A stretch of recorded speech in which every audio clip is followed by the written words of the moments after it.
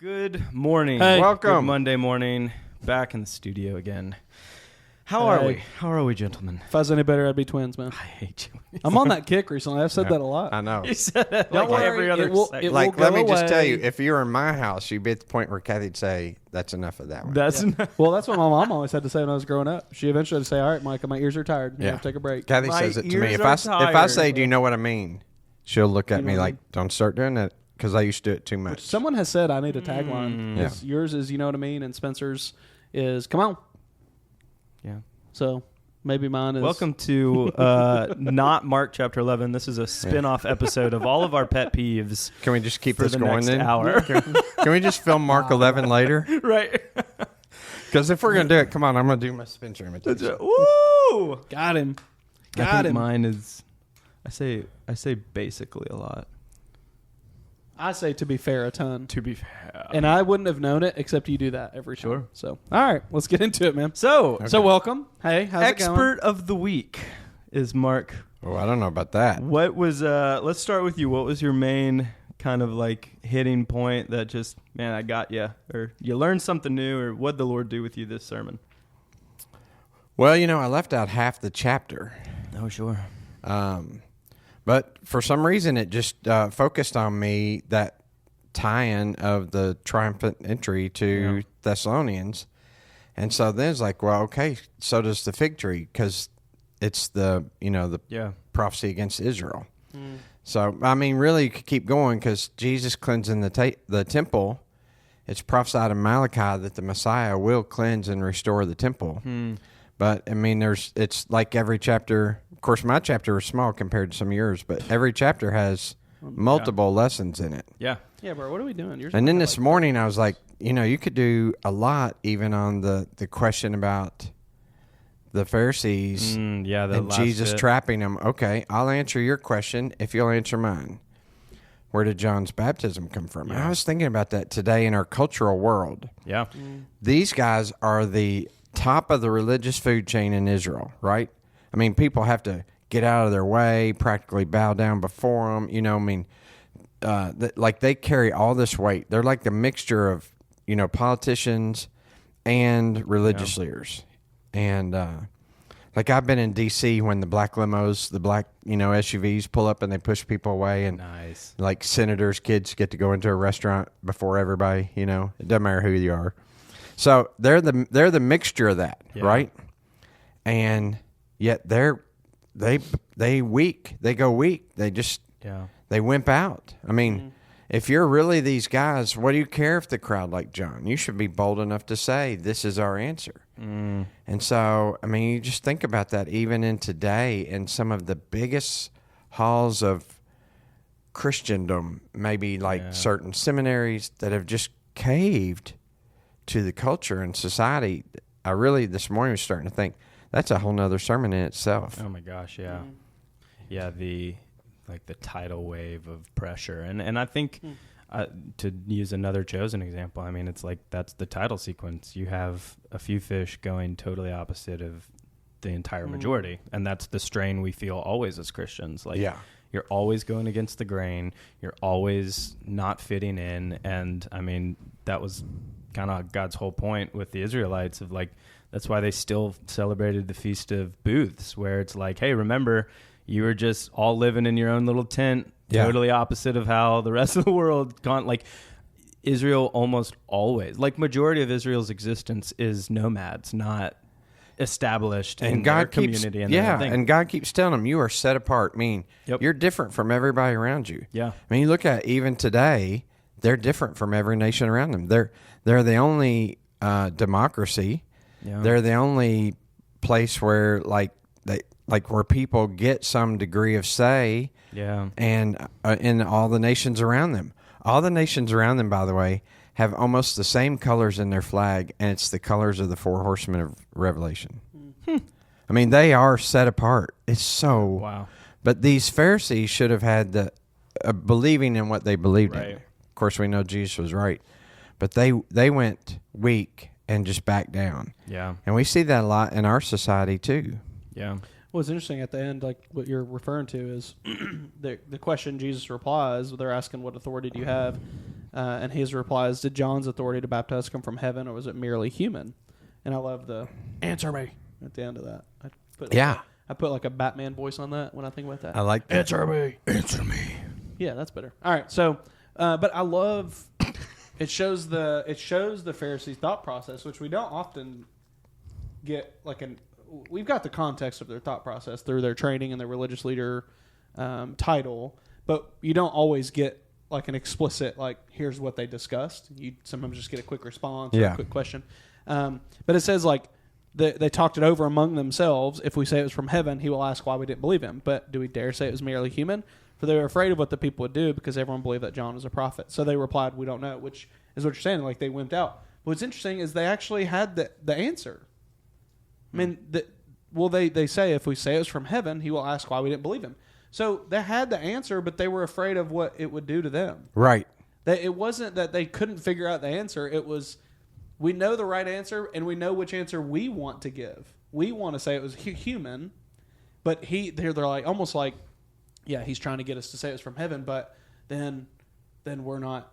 The way they say it makes you think they realize it's from heaven. Yeah, I think they do. Yeah, and so they're literally in this tension of like, do we want to be right and be religious, or do we want to be correct in the eyes of Jesus and it lower our title and lower our human perspective, or do we want to be wrong and uphold our value? And they can't decide. They literally don't know what they want to do. And so they're just like, we don't know. And their we don't know is a lie. They do know, but they don't want to admit it. Yeah. Usually when we go weak, though, it is to protect ourselves. Yeah. So it is really interesting. Yeah. Well, they didn't get stumped. Yeah. I mean, they weren't stumped. Exactly. Like often Jesus would stump them. This is actually almost seeing a little bit of the spiritual side of them, where we've almost always only seen their fleshly side, is they get it, but they're not willing to surrender to it. Yeah. So it's interesting. You almost get to see a little bit different of the religious leaders, and which actually kind of opens the door for the Nicodemus portrayal in The Chosen, and how he had the tension of him wrestling with that decision. And so you're like, okay, you usually just look at them as the people with the hardened hearts, but there's that. They're not idiots, obviously, but like, man, you just aren't willing to surrender to Jesus. Right. That's what it comes down to. Yeah. Oh, yeah. And I think where my head was going when you were talking briefly, and yes, you mentioned super quickly that we're going to cover in the next 5 chapters, but the turn of the people. At one moment, everybody in the city, word's gotten out, Jesus is coming. They're shouting, Hosanna, blessed is the King of Israel kind of thing. And then you're going to see, I like how you said, we don't know if this was the group of people, but I mean, kind of the whole city is showing up for Jesus' arrest and all this stuff. So it's not like this small group of people is like, oh no, we're still here. It's possible. It's possible that some guy at the Hosanna stand was not at the Crucify stand, but I think in essence the whole city is indicted. Exactly. Yeah. And I think that's where my mind was going again with the status quo, and I think just the comfort side. That's what kept coming to mind. It's just like, why do people start turning away from Jesus? Why do they start getting mad and angry? Is because they get into a space again, like us, where Jesus starts pushing the buttons of what he can't touch. Because we're all fine and dandy with the things that he can touch when he rebukes our enemy, right? When he rebukes somebody else's sin, we're like, I'm here. Yeah.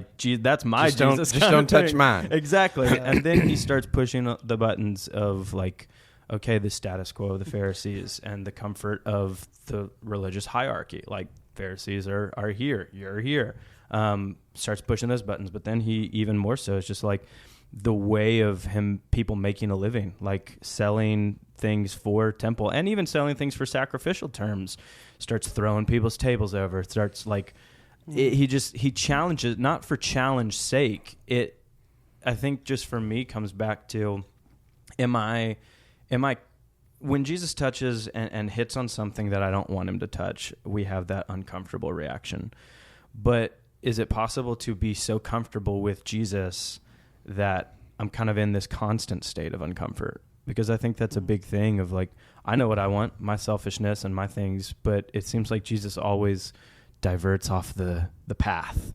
And yet we want our comfort. We want to establish ourselves. We want our space. We want our safety. We want all these things that we can feel like, I got my little kingdom here. Yeah. And then when Jesus comes in, it's like, it's not that he's calling us. It's, yes, he's calling us to live another way. I don't know. It just, when my comfort is struck, I want to push away and I want to continue to bear. It's like when our comfort struck, we want to barricade even more. Yeah. But like, how do you truly follow Jesus in such an open manner that nothing you have and nothing we have is, yes, regarded as ours, but that immediate tension to push back and barricade even more is just, it kept coming to my mind.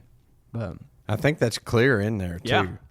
Yeah. There's some reel I was watching the other day, and the guy started by saying, what if God doesn't want you to be comfortable? It's like, well, I think you're right on it, brother. You know what I mean? I don't ever really. Like how do you become so comfortable with uncomfort? Like I think that's what Jesus wants us to be in. It's just I think it's part of our nature to just find things that, I don't even know. Like when you think of comfort, like what is that? What's that for you all? Like for me, it would just be like familiarity. Like I don't like unknown. Yeah, that too. Yeah.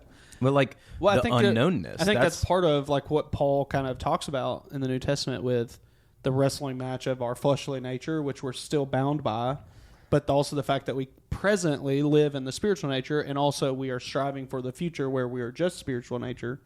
And I think that's part of that. The body, the flesh wants these comforts, and the spirit is pulling you out of those. So I think I don't know that you're ever this side of heaven comfortable with uncomfortable. I think it's always a constant. There might be things that you used to be uncomfortable with. Sure. That you become comfortable with. Right, exactly. Like one of those things I think about, not for me, but I think about a tangible ministry that seems extremely uncomfortable is like street ministry. Mm-hmm. But I'm sure at some point, a lot of the street ministry events you've seen how the Lord has worked, and so you start to build the comfort because of the Lord, not because of what you're doing. But I think there's always, and then for street ministry people, they might start being uncomfortable talking to people who have been Christians for 40 years and are kind of, I don't want to say lukewarm, but are kind of like set in their ways and routine. They might be like, I don't know how to deal with this because I used to know a guy that, man, I don't know anybody could quote the Bible more than him. But he was living outside of anything that looked like what he had ever read, you know?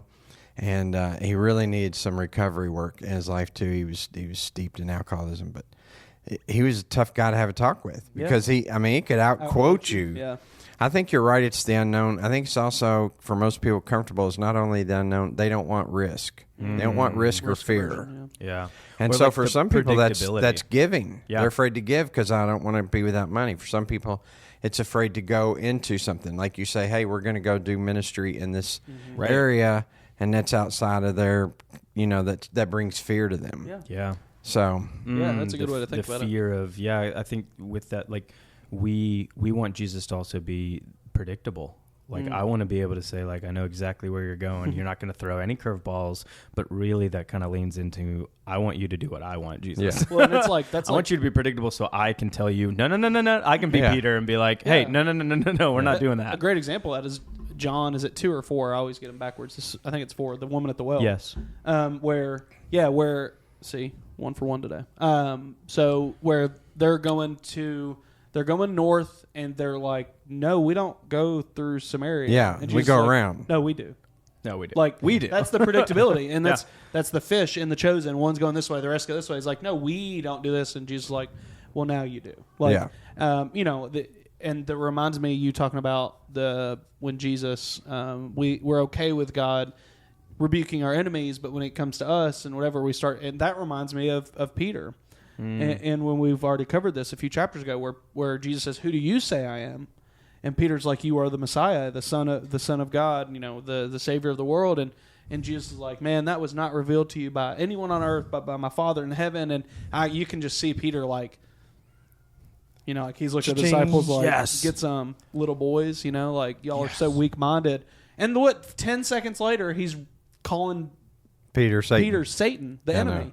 And so that reminds me, like, I bet Peter in that moment man, he's a huge fan of what God's will, because he's like, because I'm right in it. Because I did it. But 30 seconds later, he probably is wanting to crawl in a cave. He's like, don't touch that spot, Jesus, because I don't want you to know that I'm. And in his case, especially, did you have to say it in front of them? Yeah. So, you couldn't have done couldn't this you privately? have taken me aside? I think those biblical narratives can help us kind of frame, because I think what you're saying is perfectly correct. Like, I think it's a great way to look at it, but to put a biblical narrative with that teaching of that. So let's look at this point with Jesus, which I was really interested. So they come back to Jerusalem the next day. They see the fig tree. Peter says he remembers it, and he says, "Rabbi, look, the fig tree's dead now." So then Jesus kind of goes into this space of like, it's about your faith, like have faith in God. And then he starts talking about, I tell you, if anybody says to this mountain, go and throw yourself into the sea, and does not doubt in their heart, but believes that what they say will happen, it will be done for them. So this aspect, and I think this is a passage that in our culture and works-based stuff has been twisted and distorted and all this, and even that doubting aspect. And I wanted to ask Mark, like, how do you see this as like Jesus? Because it's easy to see it immediately as Jesus is just telling me that I need to not doubt. And every prayer that I have, I need to not doubt, and I just need to not be like James says and tossed or walk among the waves and stuff. Like, bear down, don't like doubt. What's Jesus you getting still at? do. Exactly. You know, first off, when I read that, I just want to know who's tried it.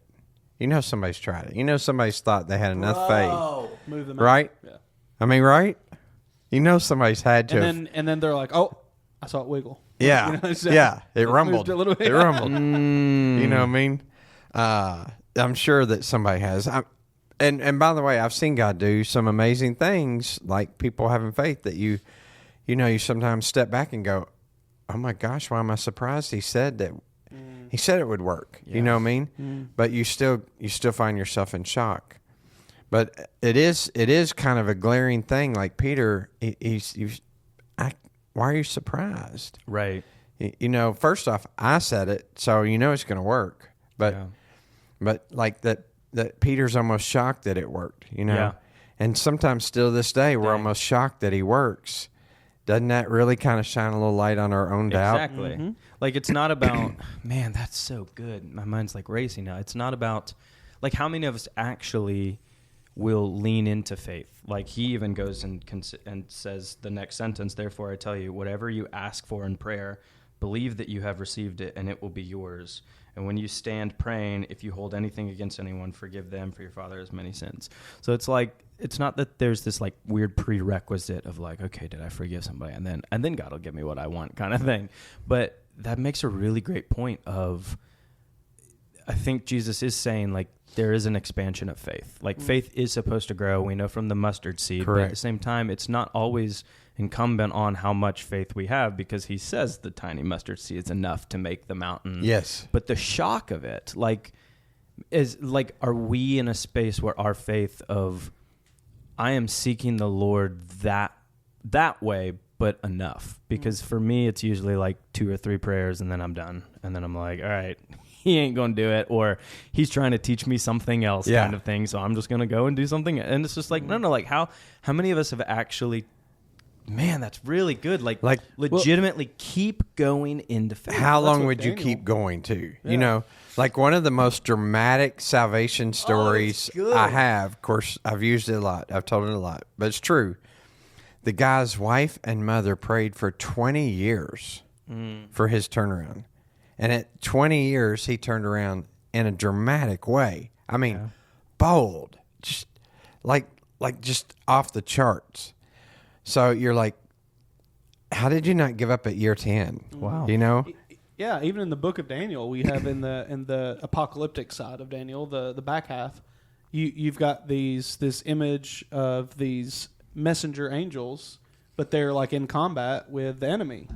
And so and that's part of the indication from the Lord through their visions is that, well, they were praying, they were seeking, but this messenger was held up. Isn't that a wild story? And so, you're talking about Daniel? Yeah, where the angel comes to Daniel and said, I would have been here sooner, yes, but I've been fighting oh, man. an evil commander. And that kind of I think this, to me, is kind of opens a different door, but the spiritual warfare. Like, it's happening. And so, I think we could look at that because it's apocalyptic literature. We could look at that and kind of go, like, it's metaphorical. But, like, I don't think that's metaphorical. Think it is. That's what I'm saying. It'd be easy, but it's the same thing. You might be praying for that turnaround, and that angel or that messenger was fighting a heck of a fight back there. Against all. You're like, why didn't this happen right away? Yeah, and I think it's easy, and it's easy for me to say. I'm not saying I don't struggle with doubt, but I've always kind of been it seems like the best option. Like, that's how it started, and so. For me, that thought of like, it's in God's timing, but that's not easy for everyone. Well, that's part of it too. It's like, even if it's not necessarily a doubt of like a specific, like, I think we play that game in our own minds. 100%. God's just trying to teach me something Yes. else. Yeah. Maybe he's not. Maybe he's just trying to go, or like there's some justification of why I haven't gotten what I've been asking for. We start making excuses for him. We do. Yeah. It's like borderline apathy. And it's also think about that doubt when you prayed to begin with. I mean, for example, and sometimes I think God just really puts it on your heart. Like, I've had those moments where I just felt like the direction from the Holy Spirit. Pray for this specific need to be healed. Yes. Sure. But most of the time, because of that little seed of doubt, we will pray if you want to heal them, or if it's your will, Lord. So, or like, Lord, but if not, like, it's Lord, okay. We'll be here. Like, this guy's really struggling, but if you could do something, I'm like, man, like, you kind of sense it sometimes in what we pray. Right. I mean, you like those, like, there are times you just pray, Lord, do this. Yeah. This guy needs to be set free, Have I written off God even before I started the prayer? Yes. In my heart, have I written him off before I've even started praying? Well, then how do we look at Daniel, or in Daniel, Shadrach, Meshach, and Abednego? Because that's what they do. Well, kind of they do, except though their faith is if he doesn't get us out of this, it's okay, because he's still, like, there's that. It's kind of like the Abraham, Isaac. Like, I know even if Isaac dies, God is able to raise him up. Yeah, kind of like that. So would you say that the prayer, as we're kind of talking about, like, if it's your will, is that then less about the words and more the heart issue? I think it's about. I think for some people, I mean, praying God's will is biblical, right? Right. The Lord's Prayer. But I do think that Spencer's right. Some people are already feeding the doubt before they've said the words. That's right. Does that make sense? Yeah. And sometimes, the Spirit is at work in our prayers. He's prompting us what to pray. So it may be that we are supposed to pray something like, even if he doesn't, stop the fire, stop the lion's mouth, or whatever, he'll still be God. Yeah. Well, I mean, even too, it's just like, what are we hoping to accomplish when we do pray for things? Like, in my track record of healing prayer, I'm probably like 2 for 36. Like, I actually saw the healing there and there out of X amount of how many times it. But then it's like, we don't know what's going on behind the scenes. That's right. I'm still batting over for those at home. If you're like, how come I'm not healing people? Just so you know, I'm batting over. But like, it is. It's that faith thing of like, is my faith in what I want to see happen, or is my faith in the God of heaven Go who to these guys if you literally works behind the scenes and stuff like that? Like I genuinely think when we pray, I think we also have to have what Jesus is saying, like. The fig tree, the mountain, all of that. It's about faith. It's not necessarily about seeing it happen. It's about the fact that the Lord is good and he wants to heal. He wants to care for. He wants to, his will be done ultimately. Yeah. Now, when you see it done, do you find yourself, I mean, there's a sense of awe, like, this is great. This is awesome. There should be. But do you find yourself with a sense of shock, like, oh, we did it? 100%. Yeah. 100%. So would that be that grain of doubt? Like, oh, he did it. Exactly. I have done that before without seeing it and still pondering how shocked I will be if it happens. Yeah. Like, before it ever even happens, like, I'm like, bro, if this happens, I'm going to go crazy. Mm-hmm. Yeah. Like, it's like that TikTok, when he hits this, they're going to go crazy. Crowd's going to go crazy. Like that, it's like, that's in my mind.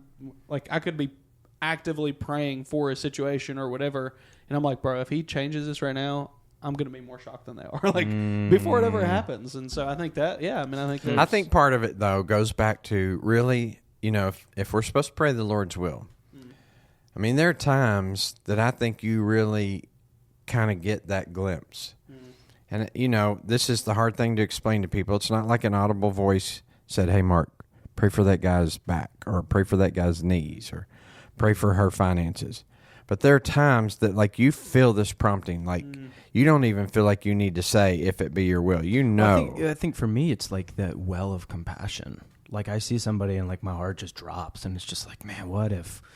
Man, like, I hurt for that person. Yeah. And I've started to associate that of, like, Jesus sees the blind guy. His heart was melt with compassion. And it's just like, it's that moment that it's not like the Lord's telling me to do this. I think what also he's trying to do is he's trying to shape us to see the world that he does. Like, see, part of that's building your compassion. Exactly. Yeah. Like, does my heart break when I see people who are walking through something that's unnatural to this world? Like, yeah, like God's heart would break. Exactly. And even if that's what is prompted in that situation, if that's the thing he's trying to do, that's a win. Yeah. Because you saw the world the way that he sees it, even if we don't see like the thing, but we know Isaiah, all the lame will walk, the blind will see, the deaf will hear, all that stuff will come to pass at some point. So yeah. Before we run out of time, what do you think of the cleansing of the temple? The trailers for Chosen Season 5 have that in it. He's got the whip and in his hand. I'm really interested. Yeah. I've always been, when it's one thing for Jesus to be like, hey, get out of here, or, we're praying, but it's the most different moment that we see. Definitely, I'm like, wait, that's in there? He just stood aside. And it's really the most different moment we see of Jesus in the whole gospel. Yeah. This is a total different behavior. I mean, there are times where he traps the Pharisees and he calls them, vipers. It's like intellectual battles. But this is the most, he is being aggressive. This is, he's not aggressive at the cross. This is his one moment, like, that his behavior is dramatically different from any other time. Absolutely. He humiliates some people sometimes, calls them on the carpet, even says to the disciples later, y'all couldn't stay awake for an hour? Literally. There are these moments where he's verbally kind of difficult or tough on people, but this is... Yes. There's nothing like it. It's tough. Yeah. It's tough.